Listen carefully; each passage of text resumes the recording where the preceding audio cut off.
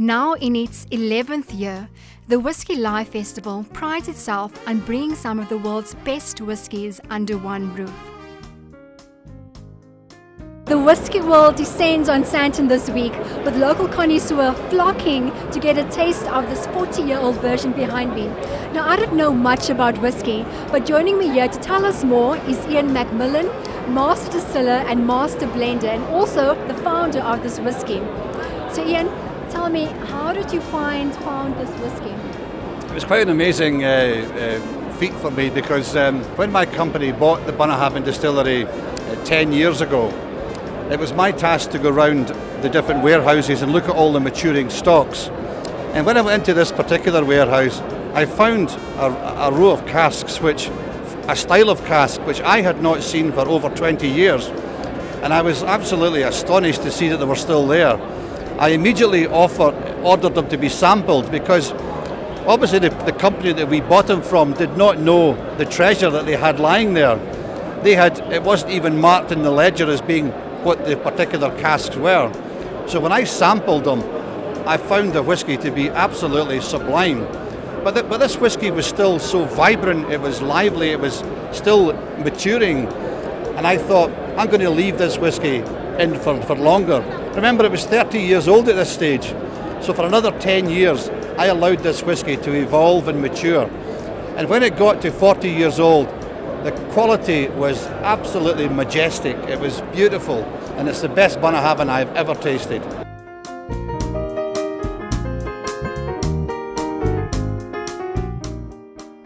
This 32,000 Rand bottle of whisky is not for sale in South Africa, but a few festival goers will get the opportunity to sample this rare malt. The Scottish may have the rarest whisky in the world, but South African Andy Watts is giving them a run for their money. Our industry in South Africa is pretty young. We only started making whisky on a commercial basis in 1977. If you look at the over 500 years of history which Scotland has got, then we are very, very young.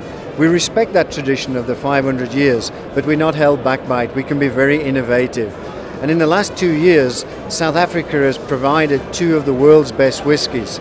And by that I mean that the international publication, the Whisky magazine, on an annual basis hold their World Whisky Awards. And last year, the Three Ships 5-year-old Premium Select walked away with the world's best blended whisky award. And this year at the annual awards, the Baines Cape Mountain Whisky walked away with the world's best grain whisky award. So this small country of ours in the last 2 years has actually produced 2 of the world's best whiskies. So yeah, we're giving the world a run for its money. And you yourself, how do you enjoy whisky? Well, I think that's a good question because people have got this perception that whisky can only be enjoyed with water or a block of ice. But really, whisky is very subjective. It's how you enjoy it. There's no right or wrong way to drink whisky. So in a climate like Africa, if you would like to make your whisky into a tall highball glass, lots of ice, a nice mixer, slice of orange or lemon, it works if you choose the right whisky. And that's the fun of whisky. It's actually going out there and finding the one which suits that occasion. You can have a favorite whisky, but if that's the only whisky you drink, then you're doing yourself a disservice. So yeah, I've got my favorite whiskies, but not just one of them. I drink by occasion.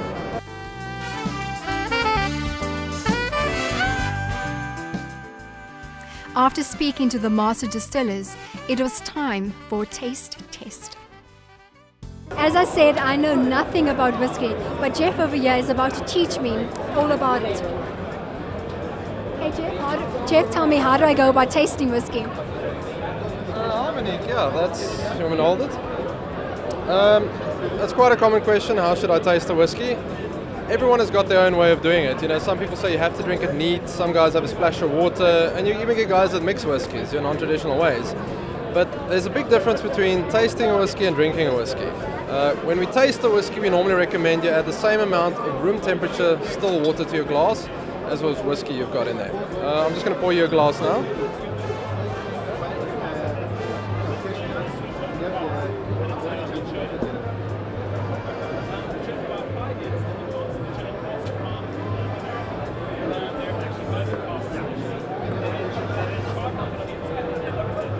Jeff, this is tasting, right?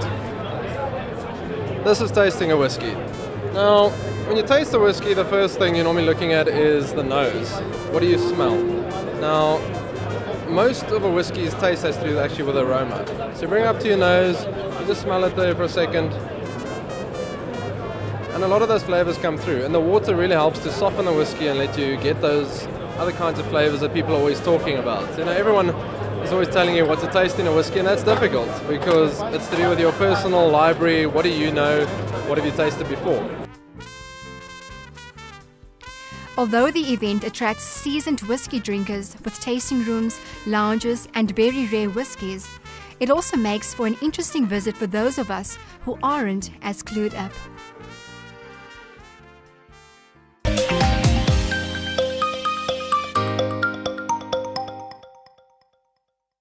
The festival is on the entire weekend, so be sure to check it out if whiskey is your cup of tea.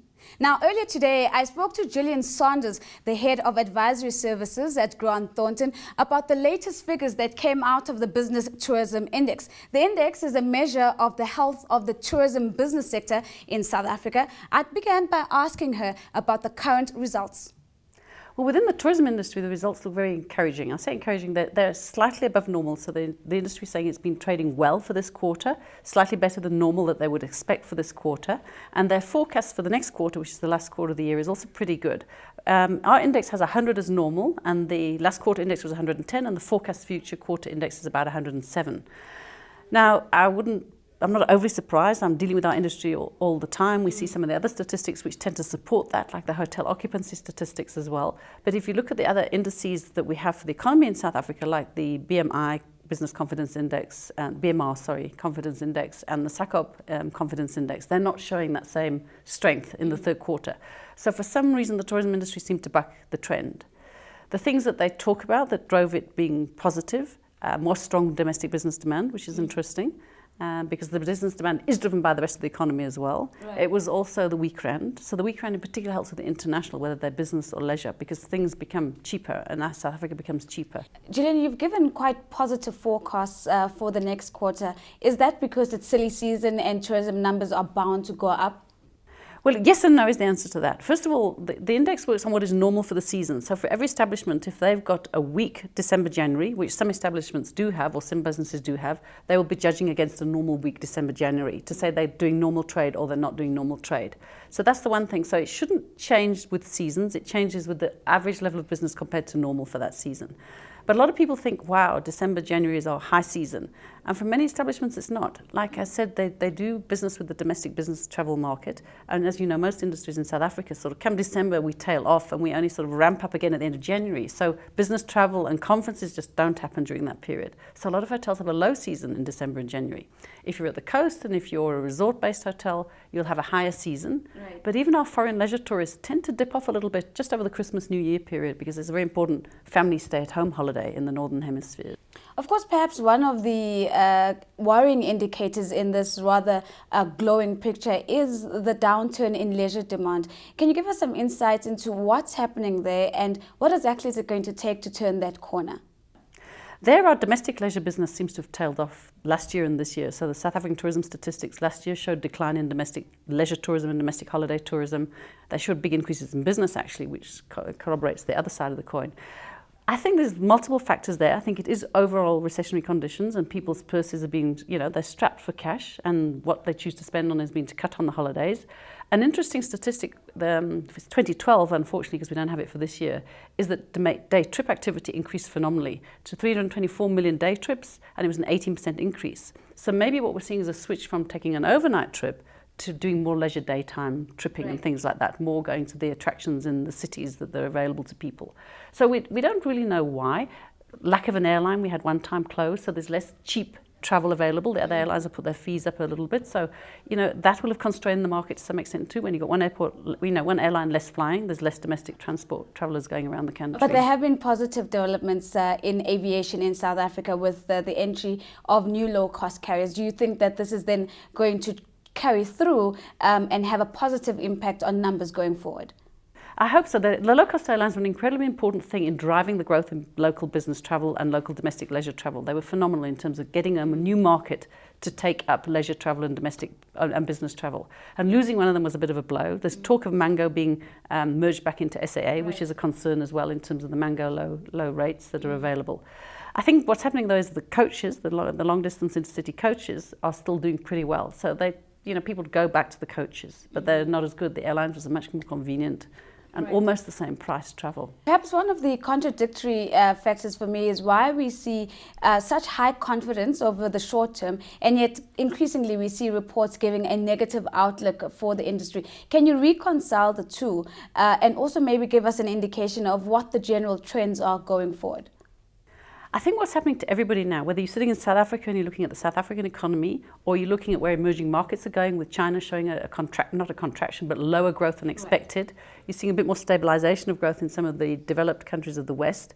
There's an uncertainty, there's a global uncertainty. We haven't moved from where we were through the recessionary period to a new normal. I don't think we've got a new normal yet. And people are therefore uncertain. And in South Africa, we know there's lots of other uncertainties related sometimes to the political situation, municipal elections, things that affect other industries, like uncertainty in the mining industry over things like the mineral rights will flow over into people's perceptions of South Africa for economic growth and development. So while it's okay now, nobody's willing to bet on next year being great. So they're saying we're a little more cautious. Next quarter we can see we've got forward bookings, we've got a feeling about what's happening, but next year we're still uncertain and are on balance, they're saying on minus 13%, expect next year not to be as good as normal, as a normal year.